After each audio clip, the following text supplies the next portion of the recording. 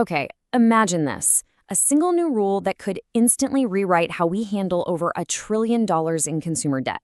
A proposal is making the rounds to cap every single credit card interest rate at a flat 10%.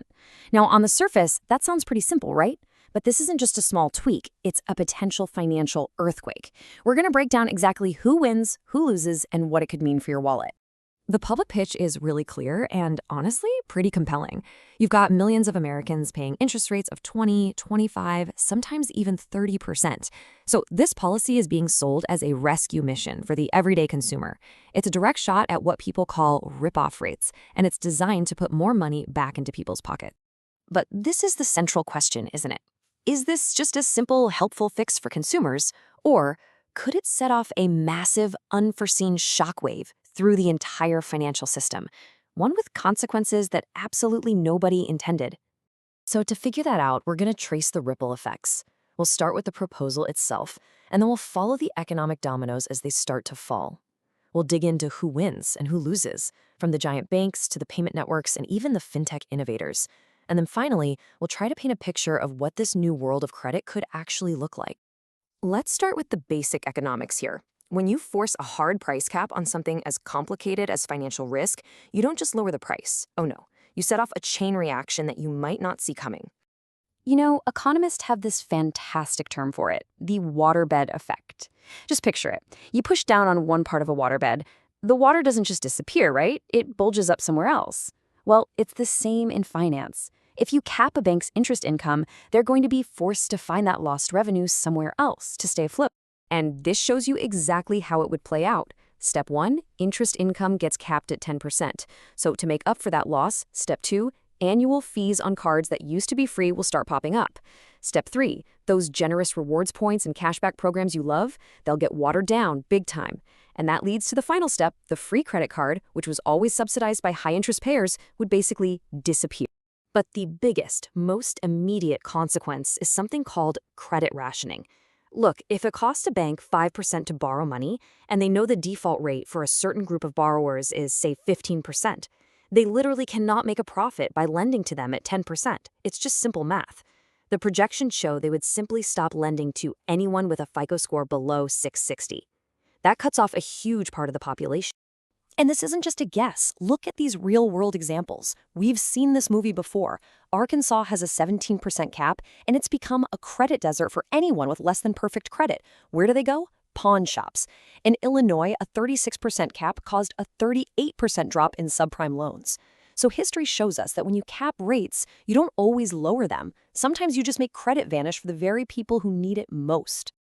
Okay, let's zoom in on the institutions on the front lines. First up, the banks. How would they possibly weather a storm like this? First, you have to understand, not all financial players are created equal. You've got your massive, diversified universal banks like Chase, they're moderately exposed. But then you have what are called monoline issuers like Capital One and Synchrony. They focus almost entirely on credit cards. For them, this isn't just a problem, it is an existential threat. The networks and fintechs, well, they have their own unique set of risks, and we'll get to that. To get a sense of the scale we are talking about, just look at this number. JP Morgan Chase pulled in $7.2 billion from its card services in a single quarter. And the source material is very clear. This was driven by higher interest income. When you threaten a number that big, you're threatening a core profit engine of the entire banking system. So who gets hit the hardest? Well, Capital One is in a really tough spot. Their whole business is built on using incredibly sophisticated data to price risk for borrowers who aren't quite prime. A 10% cap just blows that entire model up. And for Synchrony, the company that powers most of the store credit cards in your wallet, it's even worse. Those cards absolutely rely on high APRs to be profitable. A 10% cap could wipe out their business model, maybe overnight. Okay, let's widen the lens out to the payment networks. Think Visa and MasterCard, the digital rails that all of these transactions run on. Now, they don't actually lend money, so they should be safe, right? Well, it's a little more complicated than that. For Visa and MasterCard, it all comes down to this paradox. The bear case, the bad scenario, is that if millions of credit cards are canceled, transaction volume just plummets, and so does their revenue. But the bull case is that people don't just stop buying things. They just switch to debit cards, which of course also run on the very same Visa and MasterCard network. And this slide right here perfectly illustrates their resilience. U.S. credit is only one slice of their revenue pie.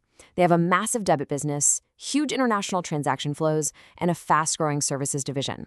This diversification is basically their shield against a regulatory shock that only hits the U.S. And get this, their value-added services, things like fraud prevention and data consulting, are growing much faster than their core business. In this new, riskier world, banks would be desperate to cut costs and fight fraud. So demand for these services could actually increase, making it a really powerful hedge for the networks. All right, now for what might be the most complex piece of this whole puzzle, the fintech players. For companies like PayPal, this cap creates both a devastating threat and, weirdly, a once-in-a-generation opportunity at the same time. Here's the paradox in a nutshell. On one hand, PayPal's co-branded credit cards are issued by Synchrony, the same company we just said is in existential danger, so that revenue stream would likely collapse. But on the other hand, PayPal's buy now, pay later services are perfectly positioned to scoop up all the consumers who just got cut off from traditional credit. The mechanism that makes this possible is called regulatory arbitrage. You see, buy now, pay later products often don't charge the consumer any interest. Instead, they charge a fee to the merchant. Because of that specific structure, they might legally fall outside the scope of an interest rate cap. This would let them thrive while traditional credit just withers on the vine. So, after all these shocks and pivots and chain reactions, what does the financial world actually look like for the average person? What is this new world of credit? The analysis points to three profound shifts.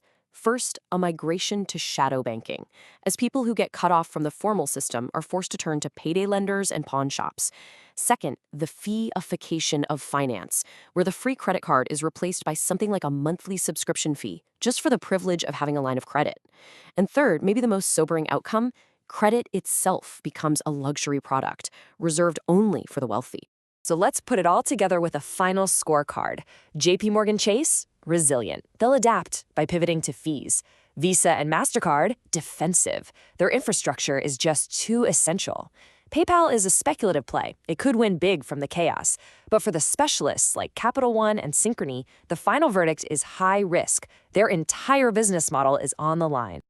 And that brings us to the great and kind of tragic irony of this entire proposal. A policy designed with the very clear goal of making credit more affordable for the most vulnerable people could have the exact opposite effect and make credit completely unavailable to them altogether.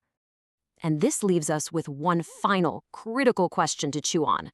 In the noble attempt to make credit affordable, what happens if we accidentally make it disappear instead?